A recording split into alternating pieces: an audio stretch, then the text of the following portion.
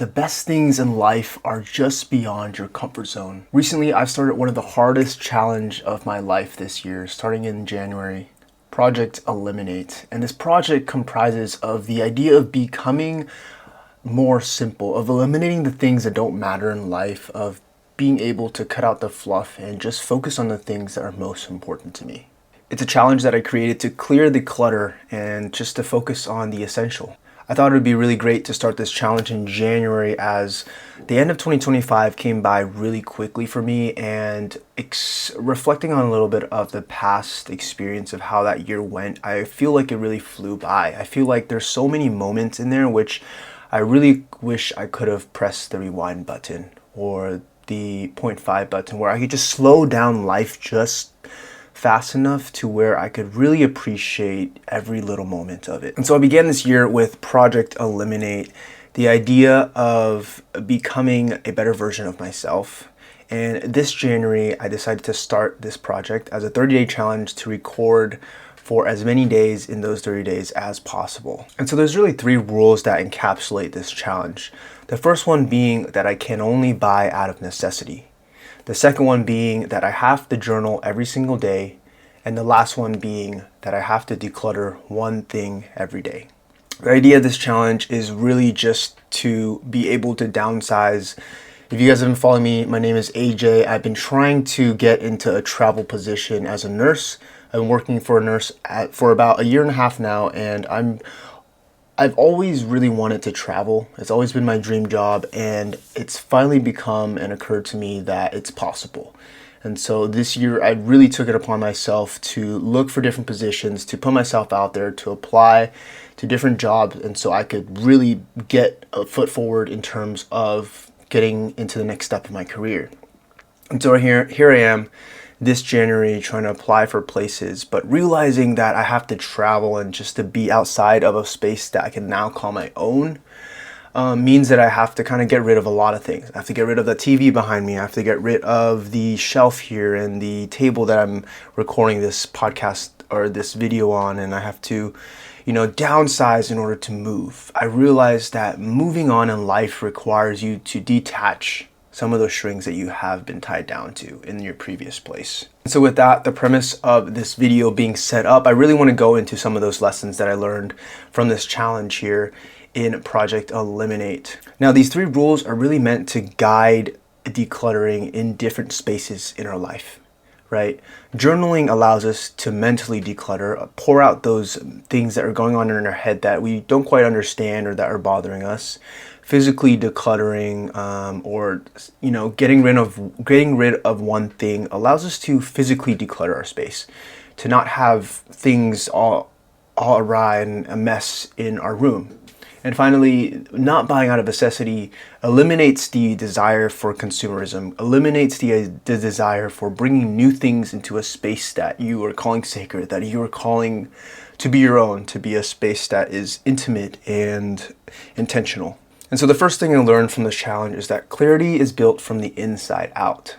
What I mean by that is when you have internal mental clarity, that leads into an external clarity that I didn't quite understand before I started this challenge, right? Now, this part is important, right? Understanding that what you do on the inside will reflect on the outside. Your outward appearance is only a reflection of your inward experience. And that was something that really occurred to me after starting this 30-day challenge, because I realized that a calm, understood mind is what makes better decisions than an anxious, agitated, confused mind. A lot of times when we're able to clarify some of those things that we want, some of those things that we really care about, as well as those things that we don't care about, we're really able to figure out what it is that's most important to us in a certain day and to cut out everything else, right? I recently got into an experience of burnout, and I was talking to a friend, and he mentioned that there's one question that I would ask you after hearing my whole experience, and it was this, right? He asked me, he said, what is the one thing that will help you move the needle? Like, cut out everything else. What is that one thing that's most important to you that you need to get done, that if you didn't get done, this whole thing would fall apart? And just focus on that one thing. And then when you're done with that, then move on to the next. And I think that mindset really helped me realize that, this internal clarity is so important to us more than we realize. And I absolutely did not, I underestimated the ability of having that clarity in order to push me on through this month of January to really know and become more clear about the things that I want. The second thing I learned is that materialism and gratitude are opposing forces. I'm not to say that you can't buy things and still be grateful at the same time, right? That's not true. But I really think that it's not necessarily compatible to always be thinking about buying the next best thing when you're also, it's really hard to be doing that as well as being grateful for the things you already have. Because intrinsically, buying new things allows a new thing into your space that you're obviously appreciating and that you love. But at the same time, that causes you to pull attention away from the things that you already have.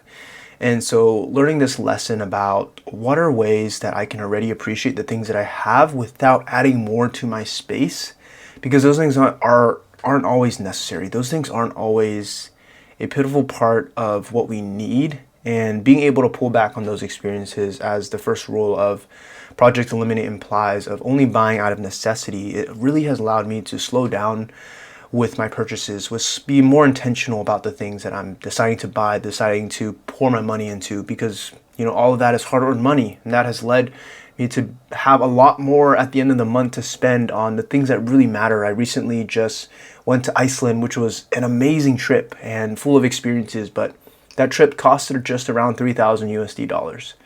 And realizing the expense of experience is so far outweighs the experience that you get from just buying something, and the happiness of that just dropping over time.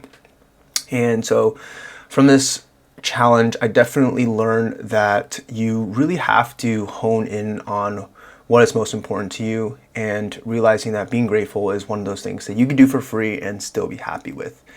It's difficult to buy and be grateful at the same time.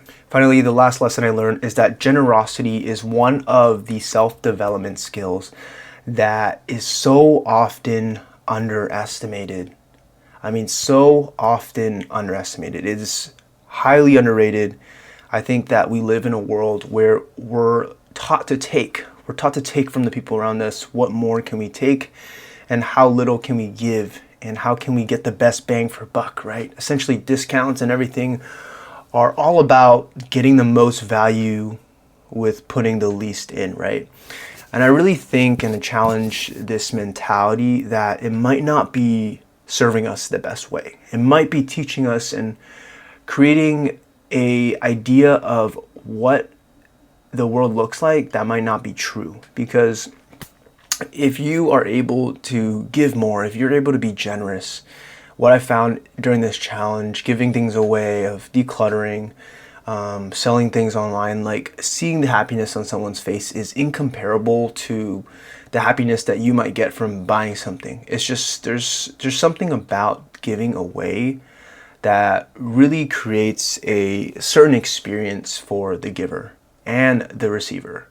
And when you experience this gift that goes two ways, it really is an incredible thing that it is really unmatched in comparison to anything else in life. And so learning that generosity is just one of the most underrated self-improvements that one can undergo was a huge lesson that I learned, because up to this point, I really struggled with generosity, to be honest. I really struggled with giving things away, with being able to put value into other people's life, or to even share the things that I have. And realizing this has really, I think, made me a much more complete, much more just generous person. So that's Project Eliminate. We're not completely through January yet at this point of recording, but I'm just excited to share a little bit of the journey, the lesson that I learned in the process of this month. And so I'm going to finish the rest of the month strong. I'm going to try to post as much as I can.